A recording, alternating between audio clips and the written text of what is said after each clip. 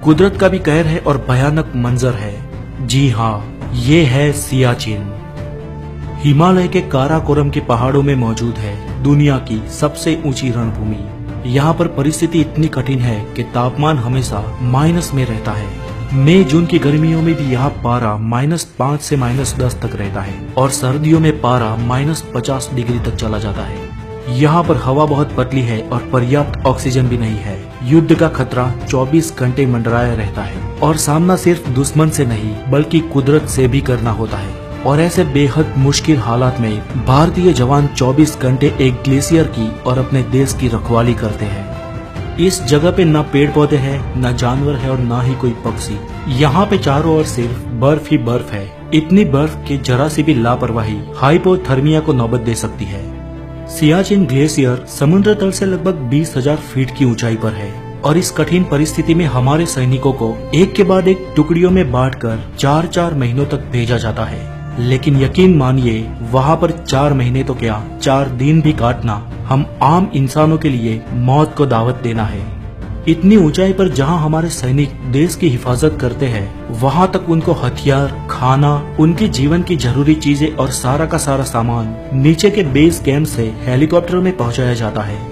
हर सुबह 8 बजे से 11 बजे के बीच एक के बाद एक हेलीकॉप्टरों की परेड लगती है, जिसमें ग्लेशियर की ऊंचाई पे मौजूद सैनिकों को सामान पहुंचाने की कार्यवाही हर दिन की जाती है। आपको अगर मालूम ना हो तो बता दें कि वो फ्रेंच तकनीक के हेलीकॉप्टर सिर्फ 16,000 फीट तक की ऊंचाई पर ही उड़ सकते हैं, लेकिन हमारे जाबाज पायलट कम सिपाही उन हेलीकॉप्टर को 19 से 20,000 फीट की ऊंचाई पर बेहद पतली हवा होने के बावजूद भी उड़ाते हैं और जरूरी सामान उन हेलीकॉप्टरों से थ्रो किया जाता है, क्योंकि वहाँ पर लैंड करने की कोई जगह ही नहीं है। यहाँ तक आप अगर चौंके नहीं है तो आगे सुनिए। जब इन हेलीकॉप्टरों से सामान फेंका जाता है तो इनमें खाने की चीजें भी होती है, जिसमें जो आलू होते हैं वो हेलीकॉप्टरों से फेंकने के बाद नीचे गिरते वक्त एक सब्जी के रूप में से एक पत्थर या स्टोन के रूप में परिवर्तित हो जाते हैं। उसे अगर आप हाथ में पकड़ोगे तो लगेगा कि आलू जैसा एक आरस का टुकड़ा पकड़ा है। ग्लेशियर के ऊपर बसे हमारे जवान कहते हैं कि इस आलू को पकाकर खाने लायक बनाने में कुकर में कम से कम 19 से 20 सीटियां बजानी पड़ती है, तब जाके वो आलू खाने लायक बनता है। आप इस बात से ही वहाँ की परिस्थिति का अंदाजा लगा सकते हैं।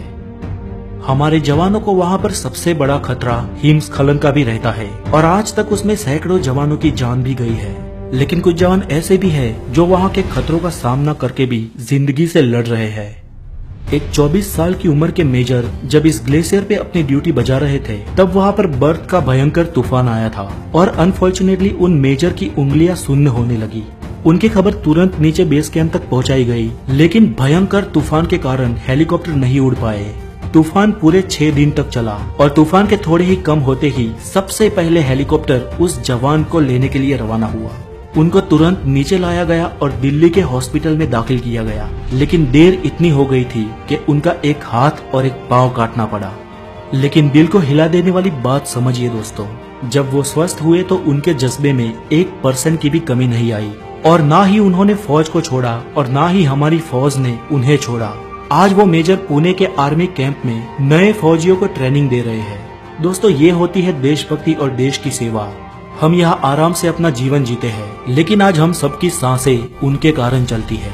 वो चाहे सियाचिन में हो, राजस्थान के रन में हो या सुंदरवन के जंगलों में हो या देश के कोई और अंदरूनी हिस्से में हो, लेकिन आज उन्हीं के साहस के कारण हम जिंदा हैं। उन देश के वीरों को हमारा सत सत प्रणाम। अगर आप लोगों को भी कभी समय मिले तो किसी दिन या किसी त्योहार पर हमारे आर्मी ऑफिसर्स को मिलने जरूर जाए। आज के लिए इतना ही, और अगर आप द नॉलेज पे नए हैं तो हमें सब्सक्राइब जरूर करें। आपकी और जवानों की शुभकामनाओं के साथ फिर मुलाकात होगी। वंदे मातरम, जय हिंद।